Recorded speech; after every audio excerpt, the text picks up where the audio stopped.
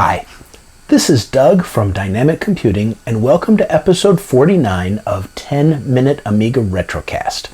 This week, I'm going to be covering some things for the Amiga and for the Commodore 64 line of computers. Now, last week, I spent some time with the Amiga RGB to component converter, which I absolutely love. It's from RetroTinkDesign.com. I'll put the link right down here. But that got me thinking, because I could not use my video capture device with it, because my video capture device doesn't support 240p, I started looking around for an alternative. Now I have my GBS 8220 Upscaler, which I can use, but it's not a perfect solution.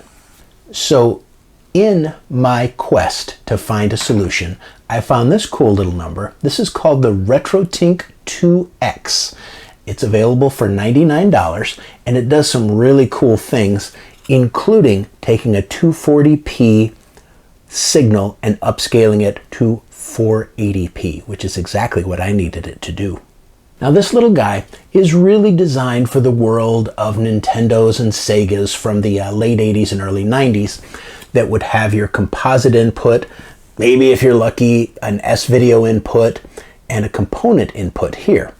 And it takes this and it upscales any of those three kind of inputs up to 480i, 480p signals. And it also has some cool filtering features, which I'll show you in a few minutes. So on the front, we have our component inputs, which is what I'm using with my Amiga with my new adapter. We have an S-video input, which works great with the S-video cables that you can get for your Commodore 64 and Commodore 128s. And you have a composite input. It'll take any of those three inputs plus audio, which it converts to 24-bit digital audio, and it will output them after upscaling it through this it's a mini HDMI connector, and then output it to just about any kind of TV or capture device you can imagine. It works on a standard USB type power connector right here, and 500 milliamps is fine. You can even plug it right into your TV, plug it into a little wall wart connector, whatever works for you. Then we have a couple of buttons on here that control which input you're using and some of the upscaling and filtering features, which I'll go over in a moment. Now, the RetroTink would not normally have caught my eye because there is no RGB input from our Amigas, okay? But since I got my converter that converts RGB over to component, this suddenly became very interesting to me. So let's take a quick look at how this little guy works. What we're going to do is we're going to take the component cables. And again, this is coming out of your Amiga 500 using the RGB to component adapter that I went over in episode 48. You can go back and take a look at that if you haven't seen that yet. Just connect your component cables up. We've got our green, we've got our blue, we've got our red. Okay. Now we have a mini HDMI adapter here that plugs right in, and that goes straight to a regular size HDMI adapter. Now, I ordered one of these when I ordered my RetroTink 2. It was an extra $10, but it's worth it to make sure you get a nice quality one.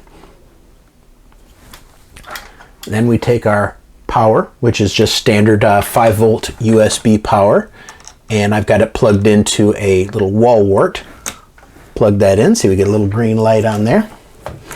And we'll just set that there so we can see it. Now you can see the first thing it does is it gives us our color bars here. Now this is my LG TV that I mentioned last week that absolutely did not work with the RGB to component converter. It just would not accept the 240p signal. But now that I'm upscaling it through this little device, it works absolutely beautifully. Here you see we get a nice little 640 by 480 nice color image on our workbench. There is no lag that I've been able to detect at all. It just seems to work absolutely perfectly and fluidly. So let's take a closer look. This is Deluxe Paint. This is one of Pixel Vixens' nice images that she did. The RetroTink has a couple of buttons, like I mentioned. The top button here, let's get it without glare, controls whether it's just passing the signal through, which is what I'm doing here, or if it will upscale the image and deinterlace it, and then also add a filter to it. So let's first of all upscale it and deinterlace it. The screen goes blank for a second. Now it brings the image back, and now this is actually outputting in 480p. Now let's see if we can if we can apply the filter to it. What happens, and it's kind of hard to see. Let's zoom in real close here. And let's take the filter off. First of all, this is standard mode. Now we're going to go to 480p mode. Okay, now we're going to apply the filter. See how that very subtly fills in some of the little lines there and kind of anti-aliases it a little bit. Now, personally, on the Amiga, I prefer to use it in its traditional mode, where it's just taking the image and just dumping the raw image to it, but doing it at 480 resolutions that your monitors can understand instead of 240. But for some of the other machines, like the Commodore 64, these filters do a great job. Let me show you what I mean. Now here we're going to bust out the good old-fashioned Vic 20. Now this does a fine job of sending its composite signal to most of my monitors, and it looks okay. You know, there's no real problem. It looks like a Vic 20. But when you take your composite cable and plug it in here, then the audio cable, of course it's just mono, plug it in here. Now we're going to switch using this bottom switch here. Let me see if I can get a close-up of that.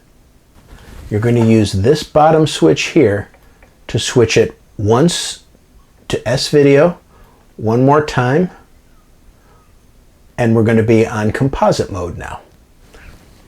Now let's take a look at what the Vic 20 can do when we start it up. Now here we are with the nice Penultimate cartridge menu that we all know and love. Now, right now, this is in just pass-through mode, so this is it's upscaling it, but it's not putting it into progressive scan mode. Now take a look at the text here. I'm going to go into progressive scan mode. Now the text is a higher quality. Now look at some of these fine edges here when I apply the filter.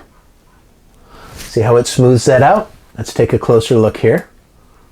Okay, now we're going to go into progressive mode. Now we're going to apply the filter. See that? Now let's see what this filter does in an actual game. So here's Jelly Monsters. This is in standard mode right here, where it's just going through the upscaler without any of the special features. Now, let us enhance the image. There's stage 1, where we've now converted it to a 480p image, and I think you'll agree, even right now that looks better. Now take a look at Pac-Man here. Soon as I upscaler, if I don't die, there we go. Now see how Pac-Man changed right there and is now much, much, much smoother.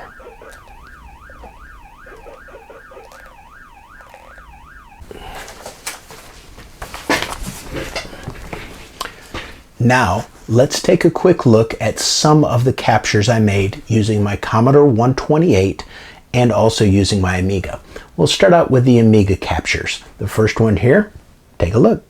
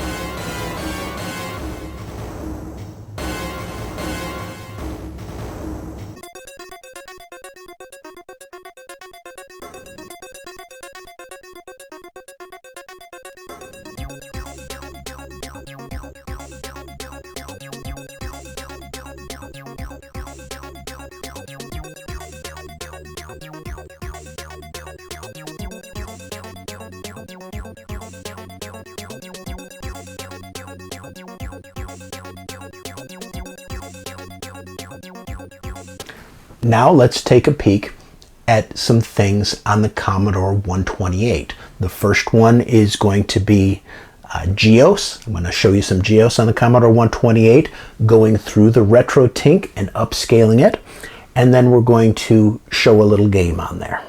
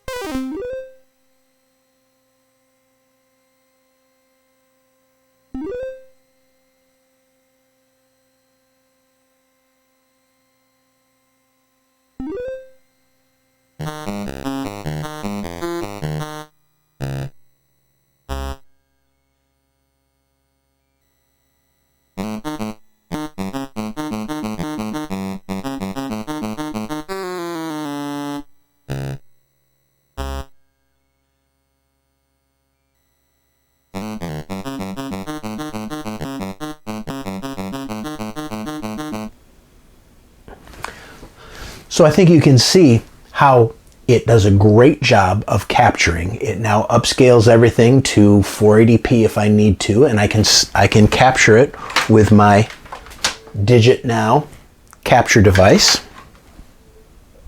So I think you'll agree it does a great job of capturing things, both on the Amiga and on the Commodore 64/128.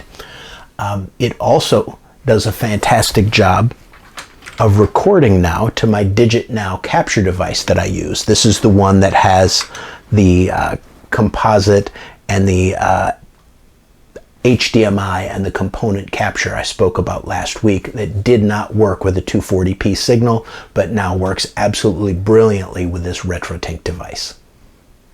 Something I was quite curious about is how it's going to work with my Genlock on my Amiga 1000. I've got the A1300 Genlock, and I'm planning on doing a couple of episodes maybe done entirely on my Amiga 1000 and my A1300 Genlock.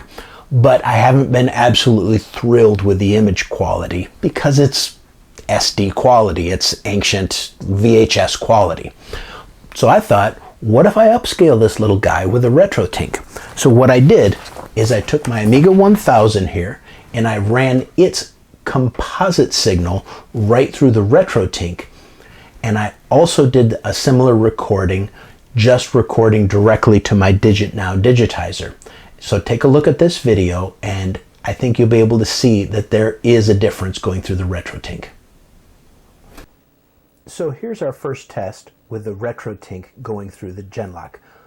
First, I'm going directly to my Digit Now using my composite cable. I'm completely bypassing the RetroTink. Now, these are just solely here because they're colorful. Nothing to do with product placement at all. Not at all. Buy from the future was 8-bit. Now let's add some Amiga graphics into the mix. Here we go. Now you see we've got a red font and we have a blue font and we have some color bars. So let's take a good look at this, and now let's compare it with what we get when we go directly through the RetroTink and see if we get an improvement. We're going to do the same thing. This time we're going straight through the RetroTink. I can't get it moved over. This time we're going straight through the RetroTink. This is at the standard setting where it's passing through the signal and just doing a basic upscale on it. Now we're going to try to upscale it to, okay, this is with upscale. Now we're going to add the filter, and I don't think we're going to like what we get when we add the filter. Not much of a difference there, but I think the colors look better. They look sharper. Yep, this is just the standard upscaling. No special features enabled. I think that the letters are sharper. I think the colors are sharper. And it may just be a little bit of an improvement. I also think that this is going to work pretty nicely on my video toaster. We've already proven that the image looks fairly well better when going through a Genlock. I think it's also going to improve the signal coming out of the video toaster and upscale it a little bit and make it more worthwhile. For a $99 device for what it does, I think this is worth it. Now, how does this compare to some of its competitors? Some people have compared it to the OSSC product. That's the thing that will take many, many different types of input and upscale it for you. It's about $200, maybe 10 bucks less than that. Sometimes you can find it for, and it has a good reputation of doing a fantastic job. Now, it does require some tweaking, where this one is pretty much you just plug it in and then you just decide whether or not you're going to give it the progressive scan and you're going to give it the filtering, and you're off and running. This is $99, and it will already work with a lot of your devices. If you're just going straight 8-bit Commodore stuff or Atari stuff, this is going to work right out of the box. If you want to use it with the Amiga, then you have to think long and hard about it, because it does not have RGB in, nor does the chipset on here support RGB in. So you have to use a converter like the one I reviewed last week that converts RGB to component. Then this thing is an absolute marvel. It will also work great with the composite signal from your Amiga, like I showed you with my Genlock, and it'll work with a standard composite signal from most Amigas. All things considered, this little guy works perfect for what I needed to use it for. I didn't have to buy a $200 new capture device for it. It'll capture with just about all of my devices now. I'm giving this 4.5 check marks out of 5. I love the little plexiglass case that protects it. This would be a good enough type of solution for the RGB to component converter I talked about last week. Just a couple little pieces of plexiglass to support it and make it fit in there nicely. It does a fantastic job of upscaling. It takes my Commodore 64 games and images and gives them just that little bit extra oomph. It takes my Amiga stuff and it lets me display my Amiga literally on any monitor with HDMI. No problems at all. So thank you for joining me today. I really do appreciate it. Don't forget to like and subscribe and follow me on Twitter at 10mark1. But until next time, this is Doug and his RetroTink 2X signing out.